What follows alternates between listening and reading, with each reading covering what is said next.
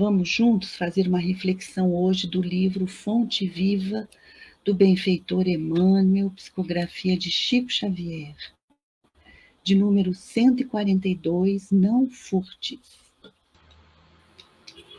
Com a citação do apóstolo Paulo: aquele que furtava, não furte mais. Antes trabalhe, fazendo com as suas mãos o que é bom, para que tenha o que repartir com quem tiver necessidade.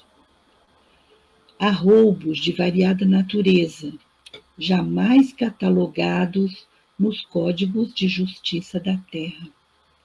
Furtos de tempo aos que trabalham, assaltos à tranquilidade do próximo, depredações da confiança alheia, invasões nos interesses dos outros, apropriações indébitas através do pensamento, espoliações da alegria e da esperança, com as chaves falsas da intriga e da calúnia, da crueldade e da má-fé, almas impiedosas existem, penetrando sutilmente nos corações desprevenidos, dilapidando-os em seus mais valiosos patrimônios espirituais. Por esse motivo, diz Emmanuel, a palavra de Paulo se reveste de sublime significação. Aquele que furtava, não furte mais. Se aceitaste o Evangelho por norma de elevação da tua vida, procura, acima de tudo, ocupar as tuas mãos em atividades edificantes, a fim de que possas ser realmente útil aos que necessitam.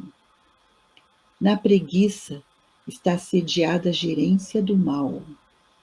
Quem alguma coisa faz tem algo a repartir. Busca, então, o teu posto de serviço.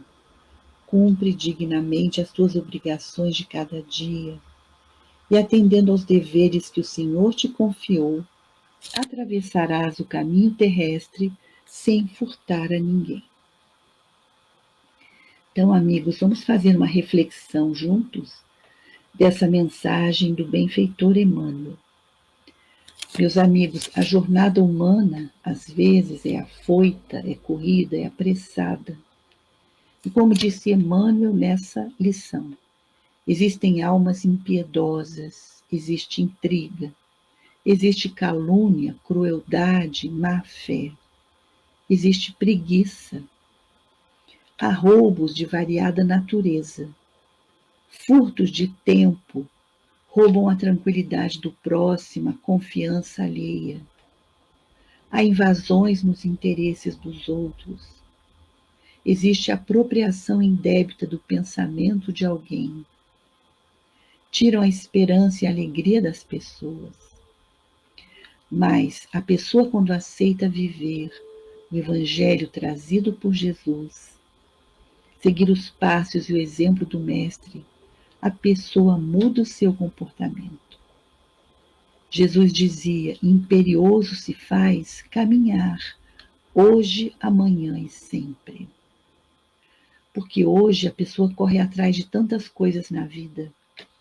Ela usa de recursos nem sempre corretos, como os que eu acabei de falar, para tentar se dar bem, para ter mais dinheiro, mais valores, mais poder, mais bens materiais.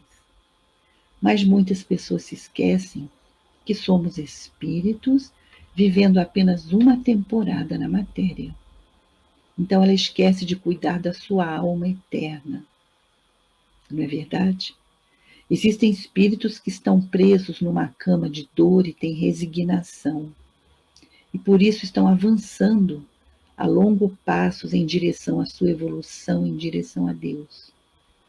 Porque, na verdade, essa jornada que nós estamos todos percorrendo, ela avança dentro de nós, com a qualidade de nossos pensamentos, com a nobreza de nossas ações, com a pureza de nossas palavras.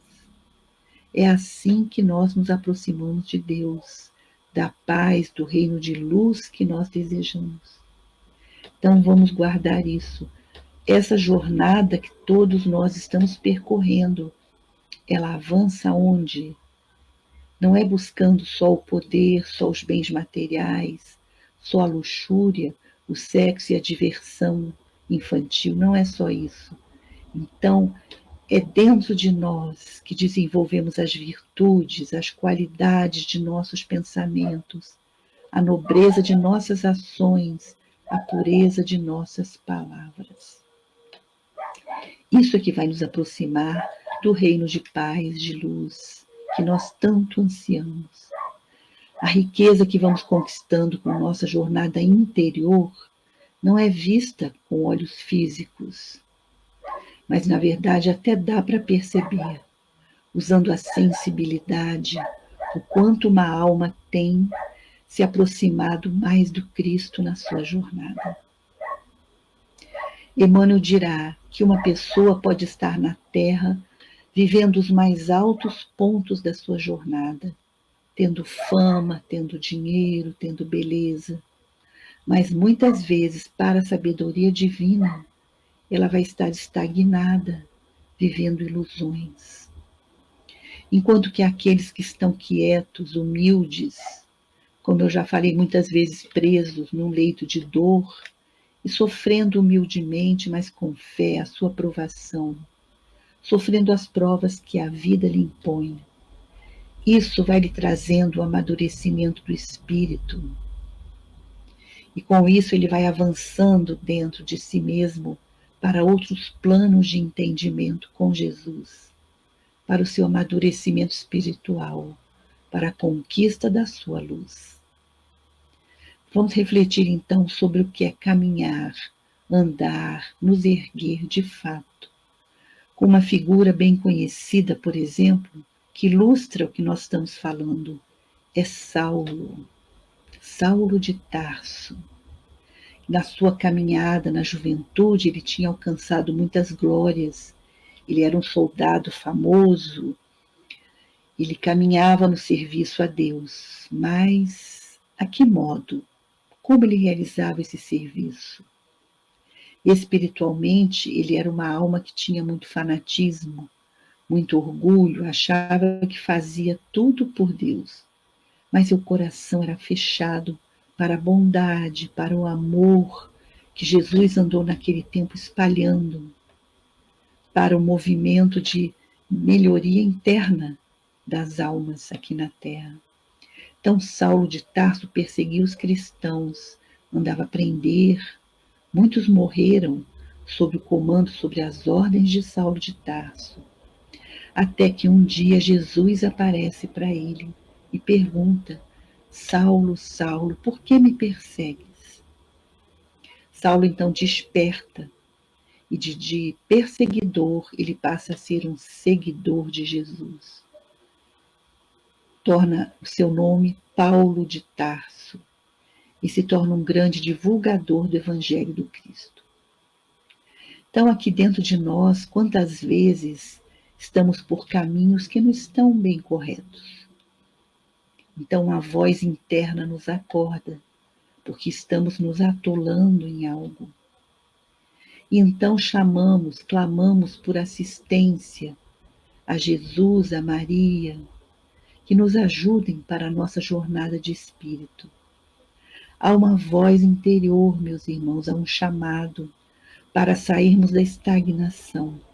Esse chamado pode vir de diversos modos. É a voz interior, são os nossos sentimentos de que algo não está bom, uma inquietação, de que estamos indo por caminhos errados. Os livros, as conversas, os caminhos religiosos, quantos alertas nós temos para que prestemos atenção num chamado íntimo, silencioso, mas que todos nós temos, para não nos perdermos nessa jornada do Espírito que cada um de nós veio fazer aqui na Terra. Então, esse chamado é para nos erguermos e nos voltarmos para o bem, para Deus, para Jesus, para o caminho de amor, de vitória. Que bela mensagem, não é, meus irmãos? Então, depois dessa bela mensagem, vamos fazer a nossa prece. Vamos fazer a oração belíssima de Francisco de Assis. E ele diz assim: Senhor, fazei de mim um instrumento de vossa paz. Onde houver ódio, que eu leve o amor. Onde houver ofensa, que eu leve o perdão. Onde houver discórdia, que eu leve a união. Onde houver dúvida, que eu leve a fé. Onde houver erro, que eu leve a verdade. Onde houver desespero, que eu leve a esperança. Onde houver tristeza, que eu leve a alegria. Onde houver trevas, que eu leve a luz. Ó Mestre, fazei que eu procure mais consolar que ser consolado, compreender que ser compreendido, amar que ser amado, pois é dando que se recebe, é perdoando que se é perdoado, e é morrendo que se vive para a vida eterna. Senhor Jesus, divino amigo, Mestre amado, nós agradecemos pela bênção de mais um dia.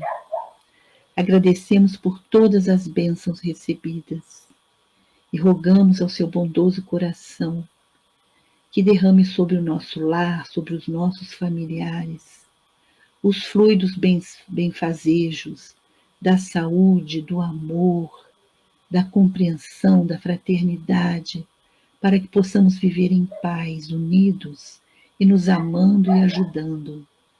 E assim, Senhor Jesus, que possamos cumprir na terra nossa jornada, compreendendo que aqui estamos como alunos na Mãe Terra, que é a nossa professora, que possamos aprender, Senhor, com os teus ensinamentos, com o teu evangelho, e assim caminhar com a certeza de que não iremos nos perder uma encarnação, vivendo em ilusões, mas que tenhamos fé, que a nossa caminhada possa ser proveitosa e ao sairmos aqui da terra, possamos levar conosco a esperança de termos feito algo de bom, não só por nós mesmos, mas pelo nosso próximo, como o Senhor nos ensinou. Fica conosco, Senhor Jesus. Abençoa cada um de nós, hoje, amanhã e por todo sempre. Que assim seja. Queridos irmãos, que a paz do nosso Mestre Jesus nos envolva e nos acompanhe por todos os nossos dias. Obrigada pelos comentários carinhosos, pela companhia. Paz e bem a todos.